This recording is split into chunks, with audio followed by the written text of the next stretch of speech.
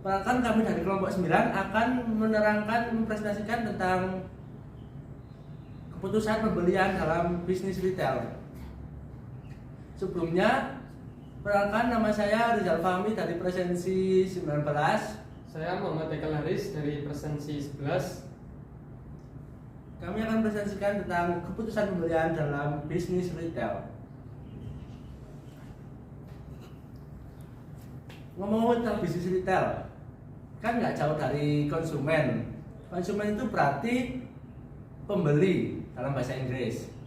Konsumen juga memiliki berbagai macam arti seperti pengguna, pemakai, dan yang lain-lain.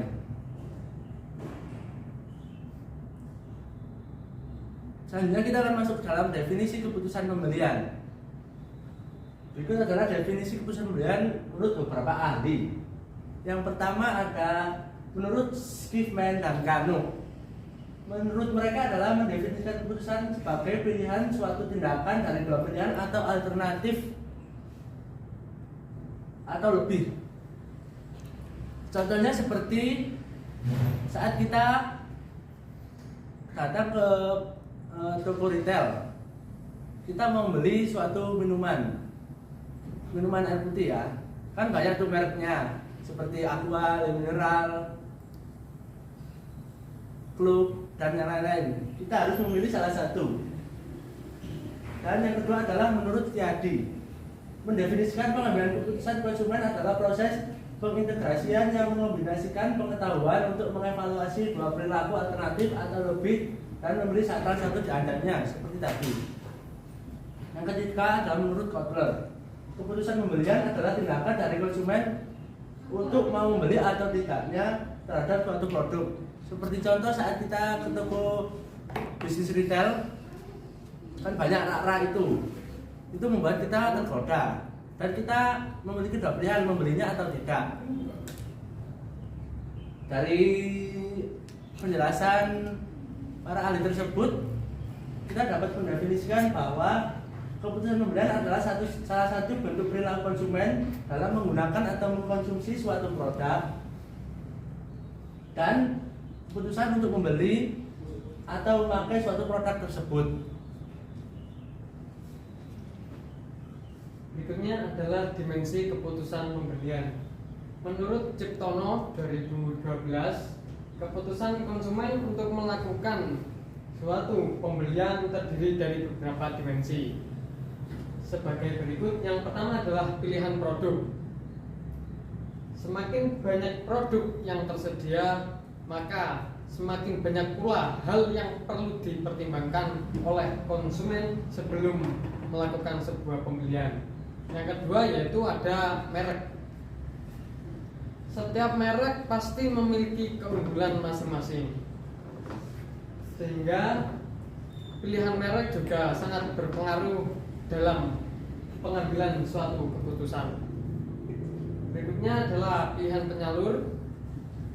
Pilihan penyalur ini bisa dari banyak toko-toko retail, mulai dari yang tradisional seperti toko-toko kelontong sampai yang modern seperti supermarket, minimarket, Indomaret, Alfamaret, dan lain sebagainya. Berikutnya adalah waktu pembelian. Waktu pembelian ini biasanya para konsumen memiliki waktunya sendiri. Ada yang mungkin 1 minggu sekali, ada yang mungkin 1 bulan sekali, atau ada yang bahkan setiap hari melakukan pembelian. Berikutnya adalah jumlah pembelian. Seorang konsumen pasti memiliki berapa jumlah yang akan dia beli. Mungkin dia akan grosir atau eceran atau lain sebagainya. Yang terakhir adalah metode pembayaran. Di zaman ini banyak sekali metode-metode pembayaran yang bisa kita lakukan, mulai dari kredit, debit, tunai, dan masih banyak yang lainnya. Berikutnya ada faktor yang mempengaruhi keputusan pembelian konsumen retail. Yang pertama, akses yang mudah didapat. Lokasinya strategis, mudah dijangkau. Mungkin di dekat kantor, mungkin di dekat sekolah, mungkin di lokasi-lokasi strategis yang lainnya yang ramai. Dan berikutnya adalah tampilan toko dan produk. Tampilan ini memang sangat berpengaruh. Dimana jika kita melihat suatu produk itu menarik, kita akan cenderung tersugesti untuk membeli produk tersebut. Berikutnya adalah informasi dan ketersediaan produk. Informasi menjadi sesuatu yang sangat penting dalam berkembangnya bisnis retail. Informasi ketersediaan produk sangat-sangat penting, dimana ketika pembeli mengetahui apakah stok dari suatu barang tersebut ada, maka pembeli akan lebih mudah untuk melakukan suatu pembelian. Yang berikutnya adalah harga. Harga sangat mempengaruhi dalam suatu bisnis, dimana ketika harga suatu produk lebih murah, maka orang-orang akan cenderung lebih memilih harga yang murah tersebut. Berikutnya ada promosi. Promosi menjadi hal yang utama dalam sebuah menjalankan usaha. Karena dengan promosi, maka penjualan akan meningkat, pendapatan akan meningkat, dan perusahaan dapat semakin maju dan semakin berkembang. Yang terakhir adalah pelayanan yang ramah. Pelayanan yang ramah menjadi salah satu hal yang sangat penting, karena dengan pelayanan yang ramah, maka konsumen akan merasa nyaman, akan merasa senang, sehingga dengan pelayanan yang ramah, konsumen akan melakukan pembelian ke tempat tersebut secara berkala.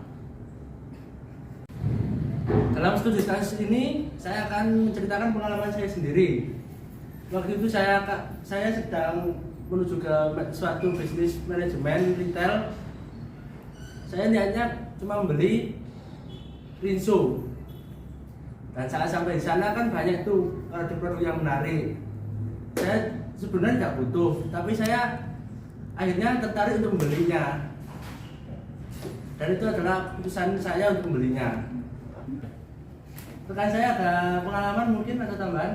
Ya, saya pernah pada suatu saat saya pernah ke sebuah supermarket. Di situ saya memang ingin berbelanja, khususnya kebutuhan sehari-hari, makanan pokok. Sesampainya di supermarket, ternyata di situ sangat banyak barangnya, variasi-variasi barang, sangat banyak promo-promo, diskon-diskon juga sangat banyak sekali, sehingga saya sangat bingung dalam memutuskan ini mau beli apa. Gitu. Sebelum menutup presentasi kali ini, kami berdua akan menampilkan suatu jargon untuk manajemen retail. Manajemen retail, yes, yes, Jos. Sekian presentasi dari kami. Apabila terdapat salah kata, kami mohon maaf sebesar-besarnya. Apabila ada yang ditanyakan, boleh langsung ditanyakan di kolom komentar. Ya. Sekian dari kami. Wassalamualaikum warahmatullahi wabarakatuh.